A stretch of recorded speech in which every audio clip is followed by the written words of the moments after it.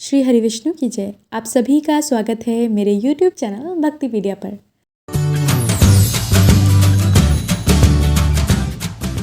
देवगुरु बृहस्पति को बुद्धि और शिक्षा का कारक माना गया है। गुरुवार को बृहस्पति देव की पूजा करने से धन, विद्या, मान सम्मान, प्रतिष्ठा और कई अन्य मनोवांछित फल की प्राप्ति होती है। धार्मिक ग्रंथों के अनुसार गुरुवार को भगवान बृहस्पति की पूजा का विधान है। गुरुवार के दिन व्रत और कथा सुनने से घर परिवार में सुख समृद्धि बनी रहती है। तो आइए सुनते हैं गुरुवार व्रत की कथा। कथा के अनुसार प्राचीन काल की बात है। किसी राज्य में एक बड़ा प्रतापी और दानी राजा राज करता था। वह हर गुरुवार को व्रत रखकर दीन दुखियों की मदद करके पुण्य प्राप्त करता था। परंतु ये बात उसकी रानी को अच्छी नहीं लगती थी। वह ना तो व्रत करती थी और ना ही दान पुण्य में विश्वास रखती थी। इतना ही नहीं, वह राज को भी ऐसा करने से मना करती थी। एक समय की बात है जब राजा शिकार खेलने के लिए वन गया। घर पर रानी और दासी थी। उसी समय गुरु बृहस्पति देव साधु का रूप धारण करके राजा के दरवाजे पर भिक्षा मांगने आ गए। साधु ने जब रानी से भिक्षा मांगी तो वह कहने लगी, हे साधु महाराज, मैं इस दान और पुण्य से तंग आ गई हूँ। आप कोई ऐसा उपाय बताइए जिससे कि सारा धन नष्ट हो जाए और मैं आराम से रह सकूं। इतना सुनकर बृहस्पति देव ने कहा, हे देवी, तुम बड़ी विचित्र हो। संतान और धन से कोई दुखी होता है। अगर अधिक है तो इसे शुभ कार्यों में लगाओ। विद्यालय और बाग बगीचों का निर्माण करवाओ, जिससे तुम्हारे दोनों लोग सुधरें। परंतु साधु की इन बातों से रानी को खुशी नहीं हुई। उसने कहा, मुझे ऐसे धन की आवश्यकता ही नहीं जिसे मैं दान दूं और जिसे संभालने से मेरा सारा समय नष्ट हो जाए। तब साधु ने कहा, अगर तुम्हारी यही इच्छा है तो मैं जैसा तुम्हें बताता हूँ तुम वैसा ही करना। गुरुवार के दिन तुम गोबर से लीपना, अपने बालों को पीली मिट्टी से धोना, राजा से हजामत बनवाने को कहना, भोजन में मांस मदिरा का प्रयोग करना, कपड़े धोबी के यहाँ धुलने देना। इस प्रकार 7 बृहस्पतिवार करने से तुम्हारा समस्त धन नष्ट हो जाएगा। इतना कहकर साधु के रूप में बृहस्पति देव अंतर्ध्यान हो गए। साधु के अनुसार कही बातों को पूरा करते हुए रानी को केवल 3 बृहस्पतिवार ही हुए थे कि उसकी समस्त धन संपत्ति नष्ट हो गई। भोजन के लिए राजा का परिवार तरसने लगा।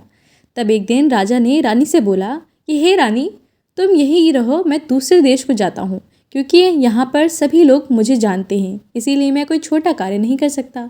ऐसा कहकर राजा दूसरे देश चला गया। वहाँ वह जंगल से लकड़ी काट कर लाता और शहर में बेचता। इस तरह वे अपना जीवन व्यतीत करने लगा। इधर राजा के परदेश जाते ही रानी और दासी दुखी रहने लगे। एक बार जब रानी और दासी को 7 दिन तक बिना भोजन के रहना पड़ा तो रानी ने अपनी दासी से कहा, हे दासी, पास ही के नगर में मेरी बहन रहती है। वह बड़ी धनवान है। तू उसके पास जा और कुछ ले आ, ताकि थोड़ी बहुत गुजर बसर तो हो जाए। दासी रानी की बहन के पास गई। उस दिन गुरुवार का ही दिन था। रानी की बहन उस समय बृहस्पतिवार व्रत की कथा सुन रही थी। दासी ने रानी की बहन को अपनी रानी का संदेश दिया, लेकिन रानी की बड़ी बहन ने कोई उत्तर नहीं दिया। जब दासी को रानी की बहन से कोई उत्तर नहीं मिला तो वे बहुत दुखी हुई। उसे क्रोध भी आया। दासी ने वापस आकर रानी को सारी बात बता दी।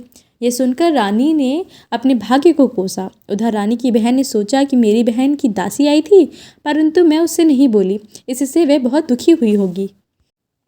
कथा सुनकर और पूजा समाप्त करके वे अपनी बहन के घर आई और कहने लगी, हे बहन, मैं बृहस्पतिवार का व्रत कर रही थी। तुम्हारी दासी मेरे घर आई थी, परंतु जब तक कथा होती है तब तक ना तो उठते हैं और ना ही बोलते हैं, इसीलिए मैं नहीं बोली। बताओ दासी क्यों आई थी?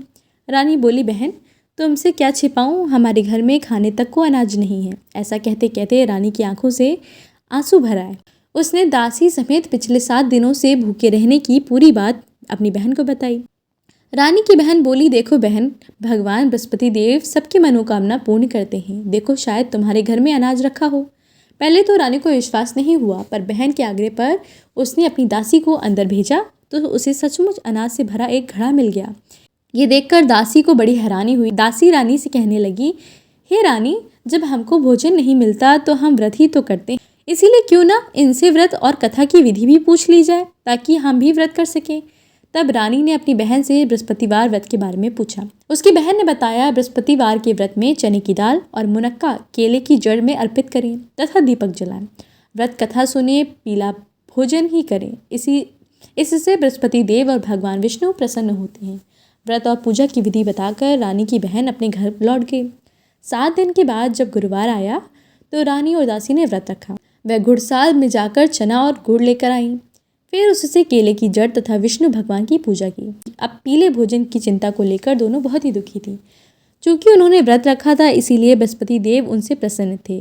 वे एक साधारण व्यक्ति का रूप धारण कर 2 थालों में पीला भोजन दासी को दे गए। भोजन पाकर दासी प्रसन्न हुई और फिर रानी के साथ मिलकर भोजन ग्रहण किया। उसके बाद वे सभी गुरुवार को व्रत और पूजा करने लगी। बृहस्पति देव की कृपा से उनके पास फिर से धन संपत्ति आ गई। परंतु रानी फिर से पहले की तरह आलस्य करने लगी। तब दासी बोली, देखो रानी, तुम पहले भी इस प्रकार का आलस करती थी। तुम्हें धन रखने में कष्ट होता था, इस कारण सभी धन नष्ट हो गया। और जब अब बृहस्पति देव की कृपा से धन मिला है तो तुम्हें फिर से आलस्य होने लगा है। रानी को समझाते हुए दासी कहती है कि बड़ी मुसीबतों के बाद हमने ये धन पाया है, इसीलिए हमें दान पुण्य करना चाहिए, भूखों को भोजन कराना चाहिए और धन को शुभ कार्यों में खर्च करना चाहिए। इससे तुम्हारे कुशल का यश बढ़ेगा, स्वर्ग की प्राप्ति होगी और पितृ प्रसन्न होंगे। दासी की बात मानकर रानी अपना धन शुभ कार्यों में खर्च करने लगी। इससे पूरे नगर में उसका यश बढ़ने लगा। बृहस्पतिवार व्रत कथा के बाद श्रद्धा के साथ आरती की जानी चाहिए। इसके बाद प्रसाद बांटकर उसे ग्रहण करना चाहिए। बृहस्पति देव सभी मनोकामनाएं पूर्ण करते हैं। जो सद्भावना पूर्वक बृहस्पतिवार का व्रत करता है एवं कथा पढ़ता अथवा सुनता है और दूसरों को भी सुनाता है, बृहस्पति देव उसकी सभी मनोकामना पूर्ण करते हैं, उनकी सदैव रक्षा करते हैं। अनजाने में भी बृहस्पति देव की उपेक्षा न करें, ऐसा करने से सुख शांति नष्ट हो जाती है। इसीलिए सबको कथा सुनने के बाद प्रसाद लेकर जाना चाहिए। हृदय से उनका मनन करते हुए जयकारा बोलना चाहिए। इति श्री बृहस्पतिवार व्रत कथा संपूर्णम। तो अगर आपको ये कथा पसंद आई है तो वीडियो को लाइक ज़रूर कीजिएगा। अगर आप मेरे चैनल पर पहली बार आए हैं तो चैनल को भी सब्सक्राइब कीजिएगा और हाँ, कमेंट में बृहस्पति देव की जय लिखना तो बिल्कुल मत भूलिएगा। आप सभी पर श्री हरि विष्णु की कृपा सदैव बनी रहे।